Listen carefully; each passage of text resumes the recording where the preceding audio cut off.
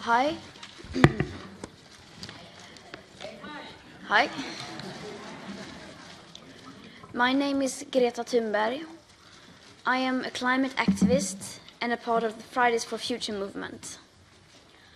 And for over 1.5 years, we have been sacrificing our education to protest against your inaction.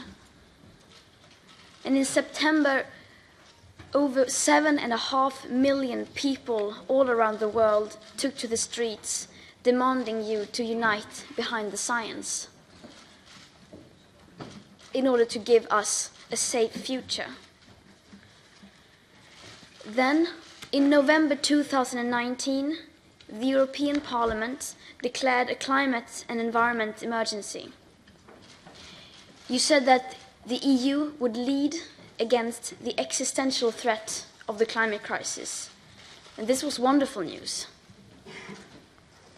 When your children set off the fire alarm, you went outside, took a look and smelled the air. And you stated that, yes, the house is actually burning. This was no false alarm. But then you went back inside, finished your dinner and watched your movie and went to bed without even calling the fire department. I'm sorry, but this makes no sense at all. When your house is on fire, you don't wait a few more years to start putting it out. And yet, this is what the Commission are proposing today. When the EU presents this climate law and net zero by 2050, you indirectly admit surrender, that you are giving up on the Paris Agreement, giving up on your promises, and giving up on doing everything you possibly can to ensure a safe future for your own children. Because this law is based on an insufficient CO2 budget that in reality gives us much, much less than a 50% chance of limiting the global average temperature rise to below 1.5 degrees Celsius. And any climate law or policy that is not based on the current best available science and does not include the global aspect of equity nor the annual emissions reductions needed starting now will be completely insufficient, of course. Such a law sends a strong signal that real sufficient action is taking place when in fact it is not. The hard truth is that neither the awareness nor the politics needed are anywhere in sight. We are still in a crisis that has never once been treated as a crisis. We do have a lot of brilliant solutions. We have unprecedented wealth and financial assets. We have a lot of goodwill and countless of people ready to do everything they can to help. What we do not have is awareness and leadership and, above all, time. Our rapidly disappearing carbon budgets are the bottom line that sums up the current best available climate science, no matter how insufficient they may be, as they don't include tipping points, most feedback loops, equity, nor additional warming hidden by air pollution. They are still the most reliable roadmap we have to safeguard the future living conditions for humankind.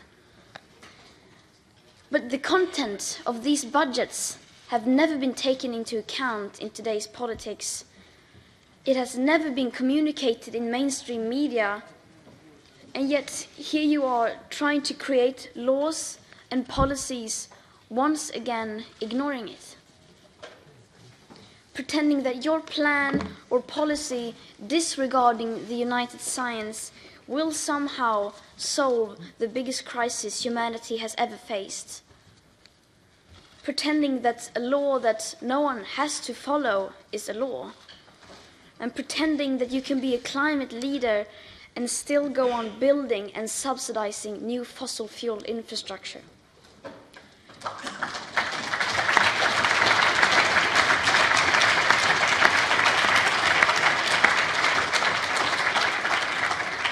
Pretending that leaving out the global aspect of climate justice and equity won't risk breaking up the entire Paris Agreement. Pretending that empty words will make this emergency go away. This must come to an end. No policy, plan, or deal will be nearly enough as long as you just continue to ignore the CO2 budget which applies for today. We don't just need goals for 2030 or 2050, we above all need them for 2020 and for every following year to come. We need to start cutting our emissions drastically at the source now.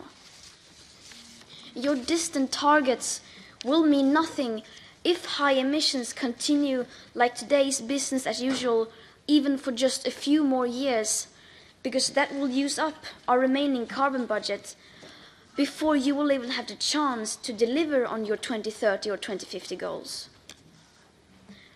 And since these negative emissions technologies that this law fully relies on don't exist today at scale and perhaps never will, we simply need to change our behavior, change our society. And this is the uncomfortable truth that you cannot escape, no matter how badly you want to or how hard you try. And the longer you keep running away from that truth, the bigger your betrayal towards your own children. The EU must lead the way. You have the moral obligation to do so, and you have a unique economical and political opportunity to become a real climate leader. You yourselves declared that we are in a climate and environment emergency. You said this was an existential threat. Now you must prove that you mean it. And we will not be satisfied with anything less than a science-based pathway which gives us the best possible chance to safeguard the future living conditions for humanity and life on Earth as we know it. Anything else is surrender. This climate law is surrender, because nature doesn't bargain and you cannot make deals with physics.